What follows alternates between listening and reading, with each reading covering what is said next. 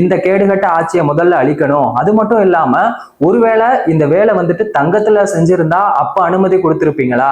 இன்னைக்கு வேலை எடுத்துட்டு போக கூடாதுன்னு நீங்க சொல்லுவீங்க, நாளைக்கு எங்களையே கோயிலுக்குள்ள விடக்கூடாதுன்னு கூட சொல்லுவீங்க. இதெல்லாம் இந்து சமய அறநிலையத்துறை அமைச்சர் சேகர் பாபு அவர்கள் வந்துட்டு இதை எதிர்த்து கேள்வி கேட்க மாட்டாங்களா அப்படின்னு சொல்றாங்க. இன்னொரு பக்கம் என்ன சொல்றாங்க அப்படின்னா, பழனிக்கா இருக்கட்டும், இல்ல திருச்செந்தூர், திருத்தணி இந்த மாதிரியான இடத்துக்கு காவடி எடுத்துட்டு போற பக்தர்கள் எல்லாருமே அமைதியான முறையில தான் போயிட்டு வர்றாங்க. ஆனா நீங்க வந்துட்டு ஊர்வலம் போறேன்னு சொல்லி வேலை தூக்கிட்டு வந்து எதுக்காக மத கலவரம் பண்றீங்க அப்படின்னு சொல்லி கேக்குறாங்க. அது மட்டும் இல்லாம பொதுவா இப்போ ஒரு ஊர்வலம் போறீங்க அப்படின்னா அதுக்கு முன்னாடியே காவல்துறையிட்ட வந்துட்டு பெர்மிஷன் கேட்கணும். அதெல்லாம் எதுவுமே இல்லாம நீங்க பாட்டுக்கும் இந்த மாதிரி பண்றது ரொம்ப தப்பு அப்படின்னு சொல்லிட்டு இருக்காங்க. முருகரை பாக்குறதுக்கு அவரோட ஆயுதமான வேலை கோயிலுக்குள்ள எடுத்துட்டு போறது சரியா இல்லையா? இத பத்தி உங்க கருத்து என்ன அப்படிங்கிறத மறக்காம கமெண்ட் செக்ஷன்ல சொல்லுங்க. வேறொரு வீடியோல வேறொரு கண்டென்ட்ல நான் உங்களை சந்திக்கிறேன்.